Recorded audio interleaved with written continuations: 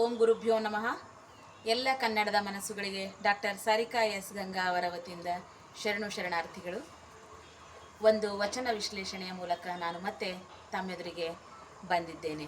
ಸಜ್ಜನರ ಸಂಘ ಹೆಜ್ಜೇನು ಸವಿದಂತೆ, ದುರ್ಜನರಿಂದ ದೂರವಿದ್ದೊಡೆ ದುರ್ಗುಣಗಳು ಕಮ್ಮಿಯಾದಂತೆ. ಸಜ್ಜನರ ಸಂಘ ಹೆಜ್ಜೇನು ಸವಿದಂತೆ, ದುರ್ಜನರಿಂದ ದೂರವಿದ್ದೊಡೆ ದುರ್ಗುಣಗಳು ಕಮ್ಮಿಯಾದಂತೆ. ಸಜ್ಜನರ ಸಂಘದಿಂದಲೇ ನಿನ್ನ ದುರ್ಗುಣಗಳು ಸುಡಬಲ್ಲೆಯಂದ ನಮ್ಮ ಕಲಾ ಸಂಗಮನಾಥ. ಸಜ್ಜನರ ಸಂಘದಿಂದಲೇ ನಿನ್ನ ದುರ್ಗುಣಗಳು ಸುಡಬಲ್ಲೆಯಂದ ನಮ್ಮ ಕಲಾ ಸಂಗಮನಾಥ. ಬಂಧುಗಳೇ, ಜೈಸಾ ಸಂಘ್ ವೈಸಾ ರಂಗ್ ಅಂತ ಒಂದು ಹಿಂದಿಯ ಕಹಾವತ್ ತಾವೆಲ್ಲ ಕೇಳಿದ್ದೀರಿ ಅಂತ ನಾನು ಭಾವಿಸ್ತೇನೆ. ಸೊ ನಾವು ಯಾರ ಸಹವಾಸದಲ್ಲಿ ಇರ್ತೀವೆಯೋ ಅದೇ ತರಹದ ಗುಣಗಳನ್ನು ನಾವು ಬೆಳೆಸ್ಕೊಳ್ತೀವಿ.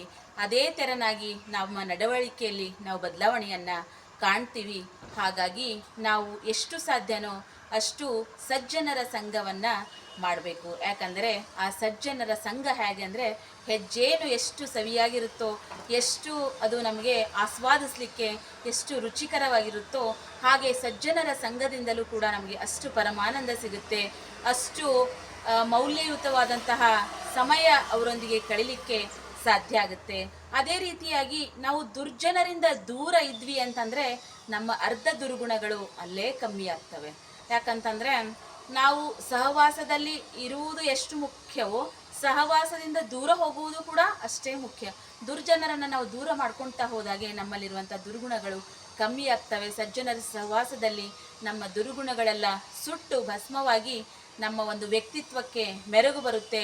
ನಾವು ಉತ್ತಮೋತ್ತಮ ವ್ಯಕ್ತಿತ್ವವನ್ನು ಹೊಂದಲಿಕ್ಕೆ ಈ ಸಜ್ಜನರ ಸಂಘ, ಸತ್ಸಂಗ ಬಹಳ ಅಂದರೆ ಬಹಳ ಪ್ರಮುಖವಾದದ್ದು.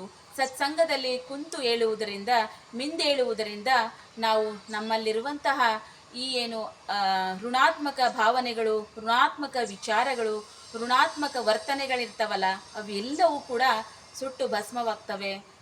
ಅದಕ್ಕೆ ನಾವು ಮಾಡಬೇಕಾಗಿರೋದು ಮೊದಲಿಗೆ ದುರ್ಜನರಿಂದ ದೂರ ಆಗಬೇಕು, ಸಜ್ಜನರ ಸಹವಾಸವನ್ನು ಬೆಳೆಸಬೇಕು.